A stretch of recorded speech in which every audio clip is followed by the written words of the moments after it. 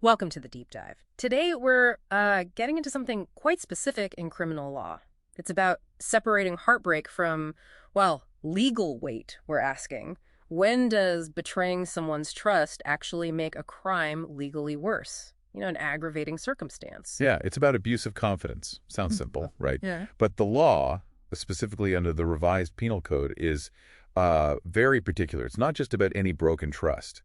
The absolute key thing, and we see this in cases like People v. Luchico, is that the confidence has to be the catalyst. Catalyst. You mean it has to directly help the crime happen? Exactly. The offender has to use that trust to make committing the crime easier. Yeah. If that direct link isn't there, it doesn't count as aggravation. Okay. So general trust, like knowing someone or working with them, that's not it? Usually not. Yeah. Think about People v. Brokel. There was a business partnership there. Right. But the court said, well, that's business trust, not the kind of immediate personal confidence that made the specific crime in that case easier to commit. So a professional relationship doesn't automatically equal that special kind of vulnerability. Correct. And similarly, you had People v. Young. Hmm. The victim knew the accused socially, even owed him money. Okay. Again, the court found that just hanging out or being in debt to someone doesn't create that specific reliance needed for legal aggravation. The betrayal has to be, instrumental to the crime itself. So it needs to be more direct enablement.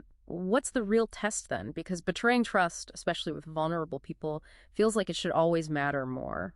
That's where it gets really nuanced. Right. And comparing two cases helps make it clear. People v. Arthur Crum and the Caliso case. Okay, how do they differ?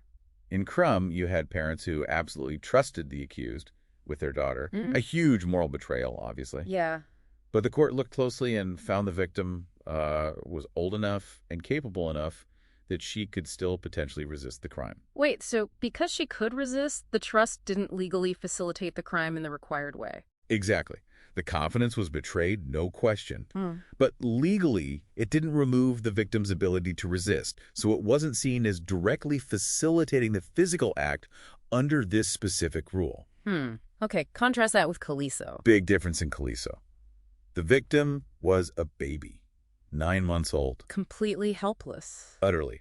The parents trusted the caregiver, the ama. That trust directly enabled the crime because the infant had zero capacity to resist.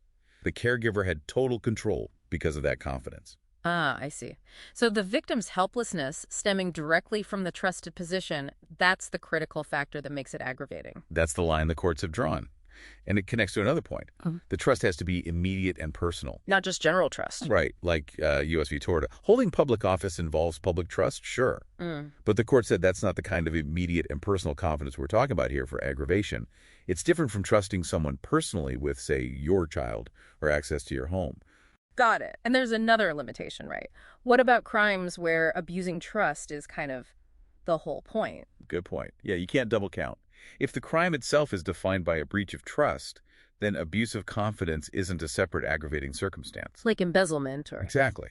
Things like malversation, qualified theft, estoppel by conversion, even qualified seduction.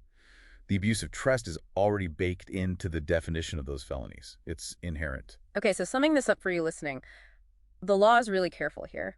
Abuse of confidence only aggravates a crime when very specific conditions are met. It has to be immediate, personal trust.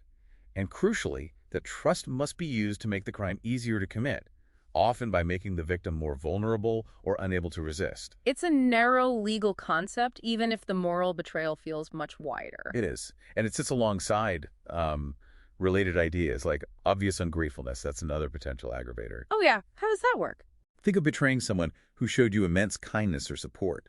Like in People v. Floresca, the accused killed someone who was essentially their benefactor. Or People v. Lupango, similar betrayal of significant kindness. It captures a different but related kind of moral wrong. So the law tries to capture these deep breaches of fundamental human relationships, but in very defined ways. Precisely. Which leads to maybe a final thought for you to consider. Go on. Think about the whole spectrum of trust. You have intimate trust, like family. You have professional trust, then maybe trust in institutions. Where does that line sit for you when thinking about moral blame? When does relying on someone personally shift into just a general expectation of good behavior? It's tricky.